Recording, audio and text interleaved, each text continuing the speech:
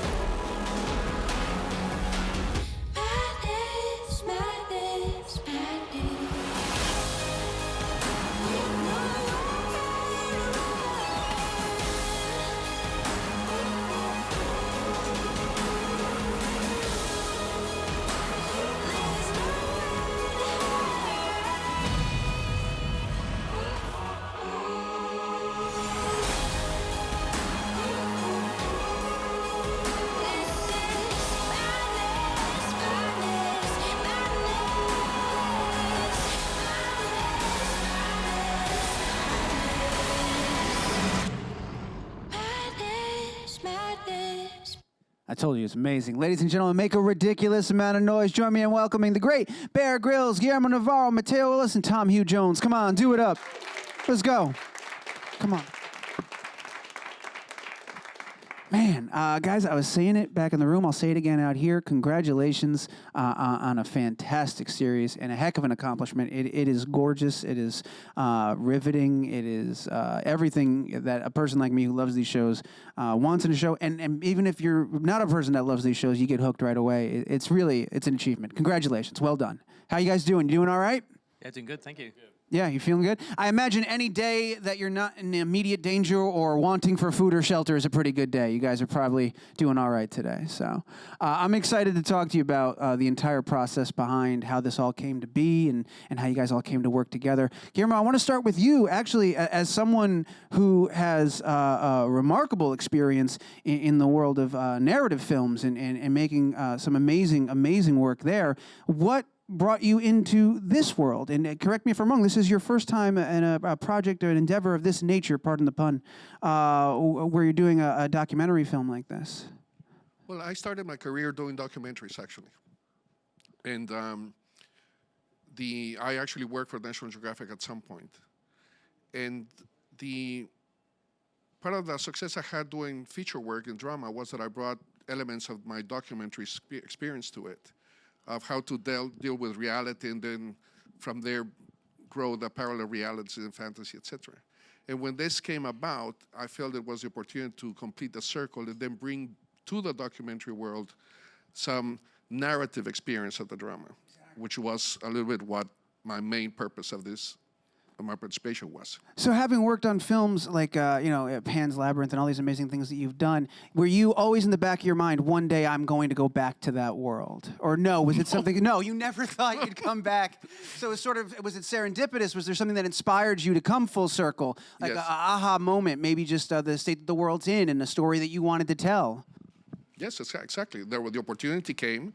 National Geographic started reaching out to filmmakers, and then there was an opportunity to bring that knowledge from the feature narrative into this, and I think was nicely accomplished, and I'm very, very happy with it. Yeah. It should be for sure.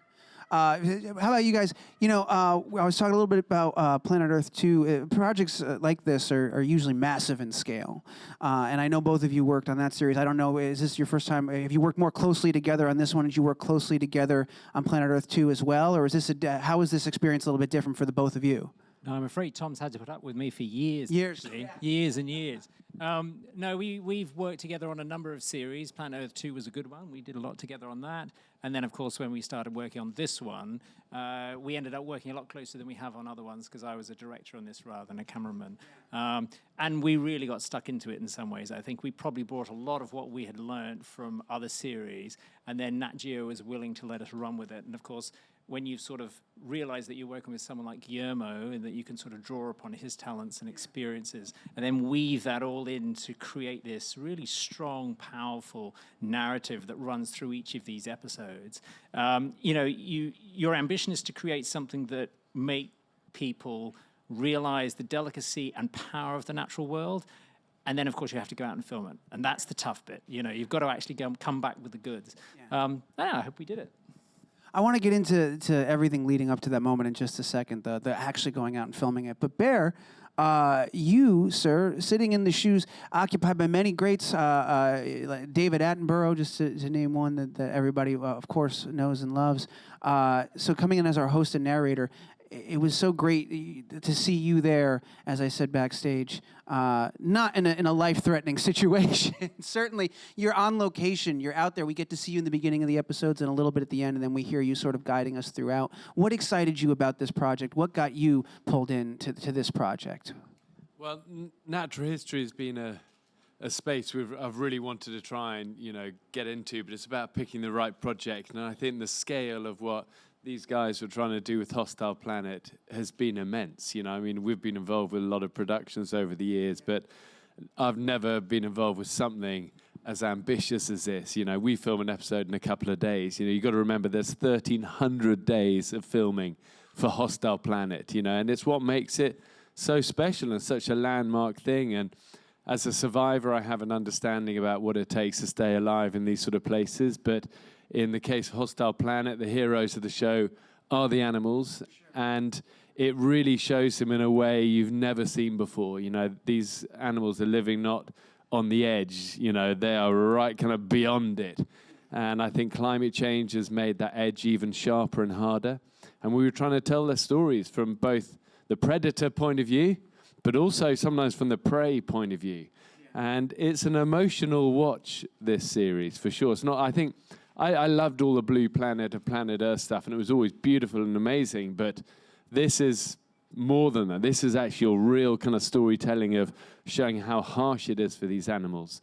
But we watched it the other day with like 100 journalists in a big room at the TCAs in Los Angeles, and it was kind of fun doing it with lots of people because you could hear everyone go, no, as these little chicks are base jumping off these cliffs, and so it is quite kind of hands over your face viewing some of it. And you bring up a great point about first of all, it's aptly titled. Yes, there is I don't know if honesty is the right word, but there is an accuracy in what you guys have captured and a real window into that world. But also the experience of watching it together. We watch in my profession, I have to watch a lot of different shows. I get a lot of different links and screeners.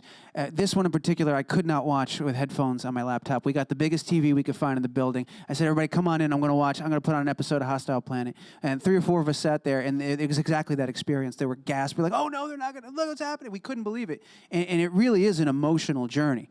So all that brings me to, how do you start to craft that? How do you begin, especially coming from a world where you've had years of experience working in such a world where you have such control over the narrative.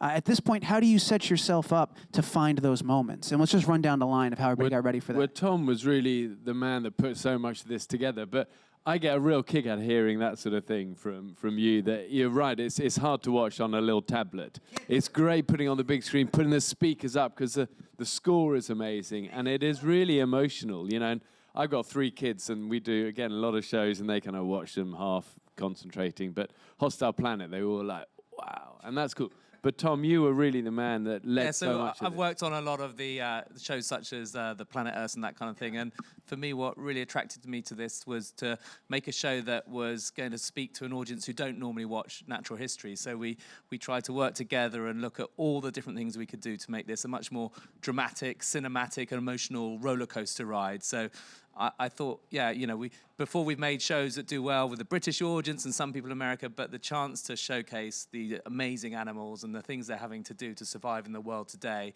to a big audience across America and across the world was really exciting. And we've really pulled out the stops in, you know, we've got this exciting score, we've got Bear doing the narration, we've got Mateo bring this whole new kind of immersive cinematic experience. So it's not like watching animals from a distance. You feel like you're there living their lives. It's exciting. You certainly do. One of the things I thought about in watching, like when in mountains, when the monkeys are they're fighting and they're getting super aggressive and their teeth are showing, the hair's flying. I was like, how long was the lens this guy shot with? Because I can't imagine being within 50 yards of this moment and being able to maintain composure. What's the closest you get to danger? What's the scariest moment you guys had in putting this together? Because some of the things you show in this, it's just remarkable.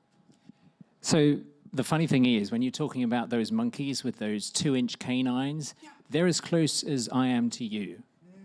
But the great thing is, they eat grass. In fact, they eat nothing but grass, and so they aren't a threat to humans. And yet, the most dangerous shoot was not these massive, aggressive monkeys. It was the tiny little barnacle geese chicks, which are only 3 inches high, and they're cute and fluffy. But that's because they live on top of these 400-foot-high cliffs that could collapse at any moment. You know, that's the time when you're really scared, when you're standing on this teetering edge, and you're looking down, and there's nothing between you and certain death below. You know, those are the times when you're really scared. Guillermo, did you take advantage of this opportunity to go out on any of the locations and go on any of the shoots?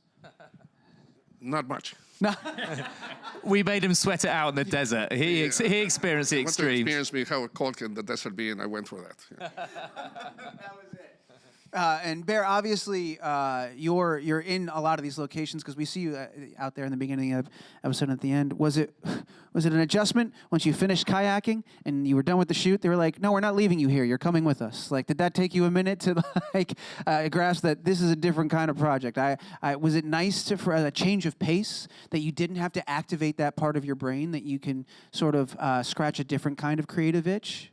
Yeah, I mean, I think, as I said, the heroes of this are the animals. And we went to some pretty remote places to film, you know, 6 different really pretty wild places. And I think it's a reminder, you know, even in the Arctic one, we were there during a winter storm. We're well prepared, we're well resourced, we have a evacuation plan, it's all there. But you realize we're visitors, you know, and these animals, that is home. And I think all of us as a crew, when we're in these places, even the Cradle of Earth in Kenya, that super hot desert, you're aware that you are on borrowed time, you know? And with all the gear and the skills and everything in the world, this isn't home. And what these animals having to endure is actually changing really fast. And, you know, they've always had to live on the edge, the animals out there. But now what climate change has done, that edge is much harder and things are much less predictable now and the weather is much more extreme. So for the animals, if they don't adapt, they die. And a lot of the times they are dying. And what we're showing are also a lot of the kind of moments where they do manage to adapt. They do manage to work together. They do start to be resourceful and use their brains and, you know, and they do survive. But you look at that snow leopard sequence. You know, it is having to take such huge risks. I mean, people hardly knew if these animals existed, let alone film them in such a close way. But they're having to take such risks to feed. You know, and if we break a leg and fall off a cliff, well, you go to the doctor. You know, the snow leopard 3 days later is up hunting again, and that's pretty mind-blowing. It really is. While we were watching it, somebody literally exclaimed in the room, "Why would they do that?" And it's like, well, we have created a scenario where we're now asking a lot of these creatures that have traditionally had hundreds, thousands of years to adapt and evolve. And that's kind of the brilliance of this show as well. It's very entertaining, but it also puts a very real context around what are sometimes these abstract things that we all talk about, climate change, how it affects us, how it affects the world. And you get to see it in real time, irrefutable. This isn't a political thing. This is just what's happening. This is this particular story of this creature right now in the world. They tell the story the best, you know, and also that the animals are always the innocent victims in these things. And it's interesting with climate change because it's been a big part of my life. Seeing it close up has been a big part of a lot of these guys' lives as wildlife, you know, cameramen and experts. They've seen it close up as well. But I find that older people debate it, younger people know it's happening and they want to see change. And we're all little cogs in this machine of trying to say, this is what's happening. But the animals tell the story the best because they're the innocent victims, and, you know, the world is getting harder. And it is a case, as it says here, I think, well, it's adapt or die, you know, for these animals. And it's quite shocking sometimes. I was just going to say, what we really wanted to make sure we did, though, it's not a kind of preachy environmental film.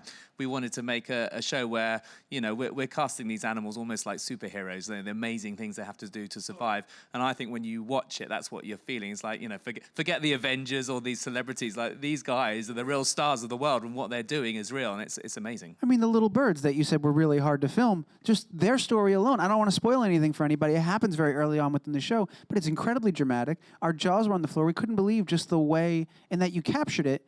Talking about that process of capturing it, has the job gotten, I don't know if more fun is the word, but like a little less stressful with the way technology's evolved and enabled you to capture things? A couple of years ago, without a drone or something, I'm sure a lot of these shots, one, wouldn't have happened, and two, just like we may not have even known what those birds were doing up on top of those rocks. Like, how has it, from your perspective, changed over the years, and how's it impacted you guys? Look, I'd love to say your job has got easier. It hasn't. The ambitions have just got bigger.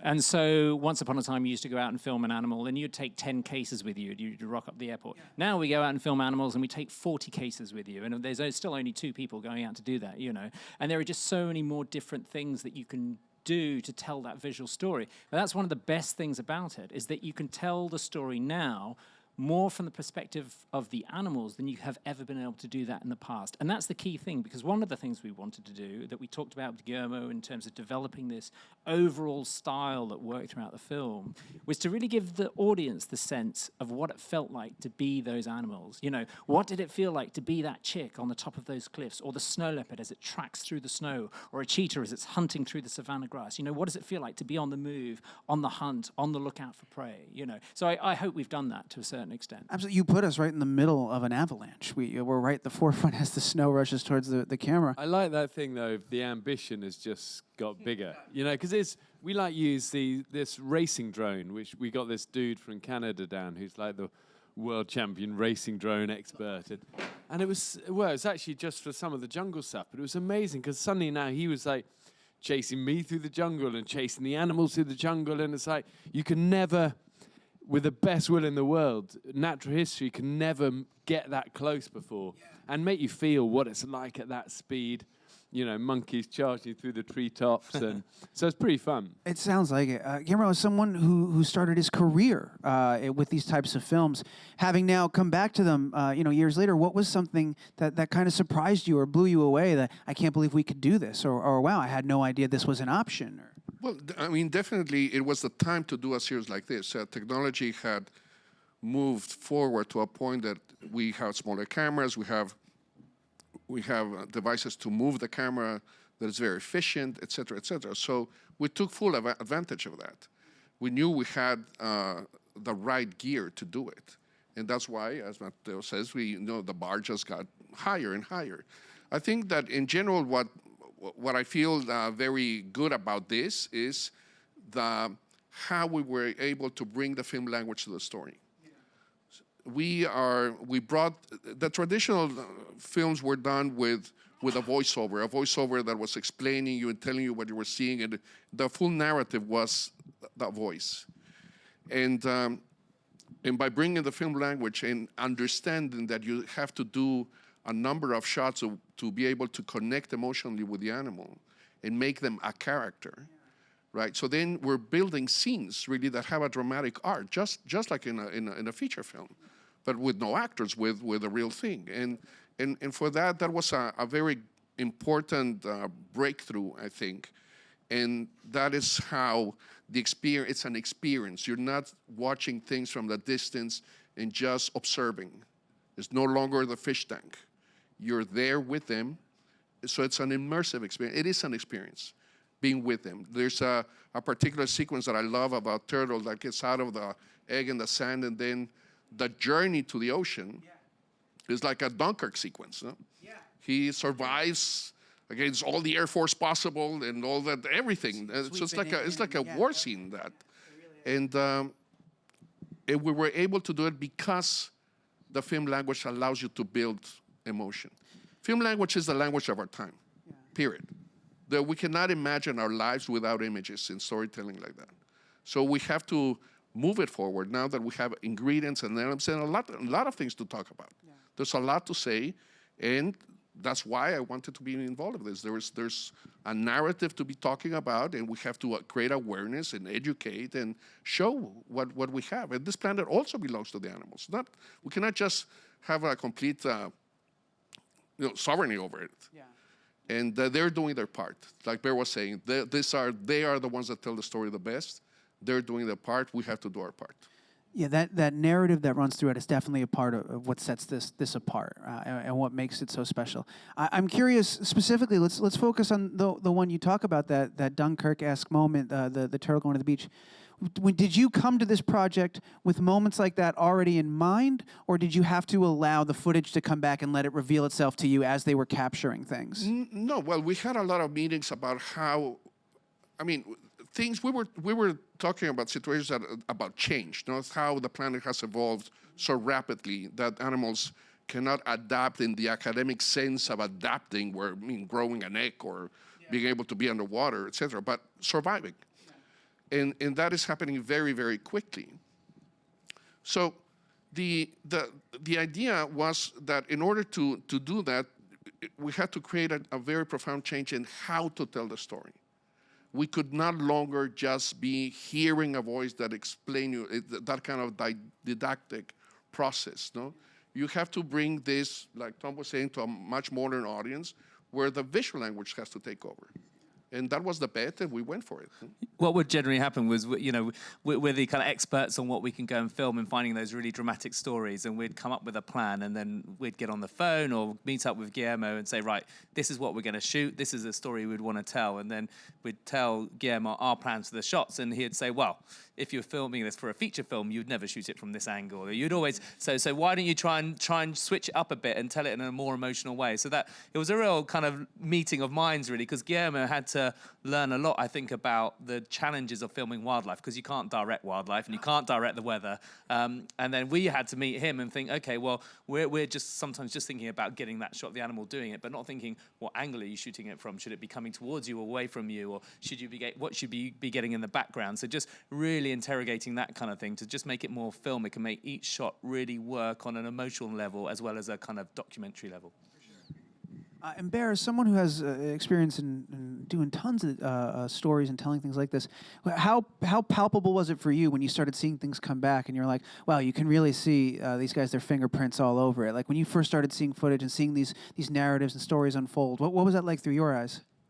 Well, I think the one thing I do have is an understanding of what it takes to stay alive in some of these places. So when you see the animals so on that edge and having to adapt and improvise and work together, and it makes me as a survivor feel like a rookie.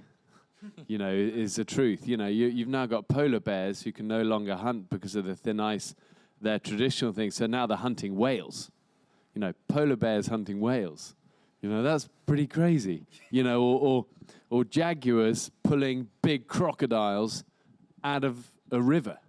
That doesn't happen.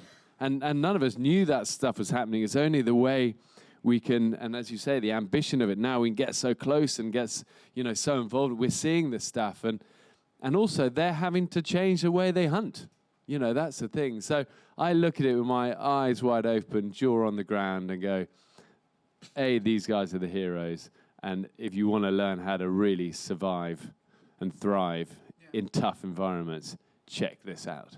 And some of it, what I also love is the way it's done sometimes from the prey. I mean, that's your film-telling language. But instead, normally it's always the lions chasing the, But now we've done it like this great scene of this little gazelle fawn that is lying there in the the cheetah's hunting it and stalking it, and you know if it moves a muscle, it will reveal itself to be a living being rather than just a mound of earth.